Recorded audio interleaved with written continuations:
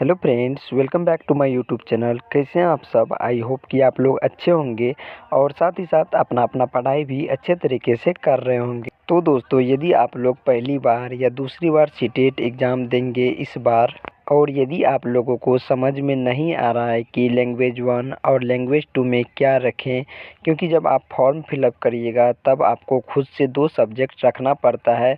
वो होता है एक लैंग्वेज 1 में और लैंग्वेज 2 में। तो दोस्तों, आप लोगों को लैंग्वेज 1 और लैंग्वेज 2 में क्या रखना है जिससे क्वेश्चन का लेवल जो है थोड़ा नॉर्मल आएगा, तो उसके लिए दोस्तों वीडियो को लास्ट तक ज़रूर देखिएगा। तो दोस्तों, सबसे पहले बात करते हैं कि पेपर 1 के लिए सिलेबस कौन कौन होते हैं। तो दोस्तों, सिलेबस 5 होते हैं। एक सीटीपी, ईवीएस, मैथ और एक लैंग्वेज 1 और एक लैंग्वेज 2 होता है। और ये जो है दोस्तों, आप लोगों को लैंग्वेज 1 और लैंग्वेज 2 में सब्जेक्ट आपको खुद से रखना पड़ता है जब आप फॉर्म फिलअप करिएगा तब। तो दोस्तों, आप लोग लैंग्वेज 1 में हिंदी, संस्कृत या इंग्लिश ये तीनों में से कोई एक सब्जेक्ट रख सकते हैं।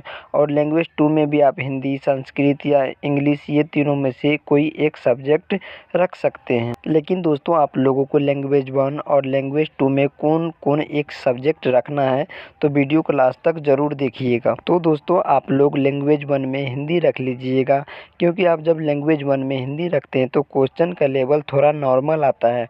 और यदि आप लोग लैंग्वेज 2 में हिंदी रखते हैं तो क्वेश्चन का लेवल उससे थोड़ा हार्ड आता है। तो दोस्तों, आप लोग लैंग्वेज 1 में हिंदी रख लीजिएगा और लैंग्वेज 2 में संस्कृत रख लीजिएगा।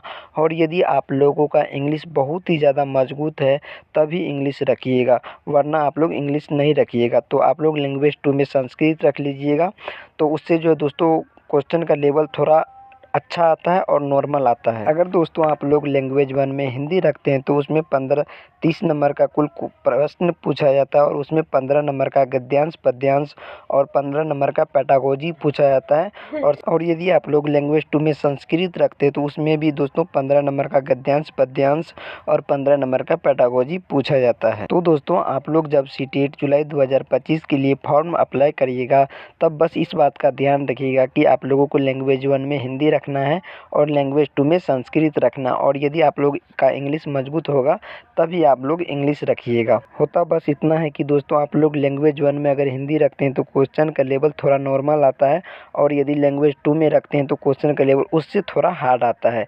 और संस्कृत का भी वही सेम रहता है। तो दोस्तों, मैं भी सीटेट जुलाई 2025 का तैयारी कर रहा हूँ, और मैं भी लैंग्वेज 1 में हिंदी रखूँगा और लैंग्वेज 2 में संस्कृत रखूँगा, क्योंकि मेरा इंग्लिश जो उतना ज़्यादा मजबूत नहीं है तो मैं नहीं रखूँगा। और आप लोग भी दोस्तों लैंग्वेज 1 में हिंदी रखिएगा और लैंग्वेज 2 में संस्कृत रखिएगा, वो भी पेपर 1 के लिए। और मोटिवेशनल के लिए लाइक और सब्सक्राइब ज़रूर कीजिएगा। तो बाय दोस्तों।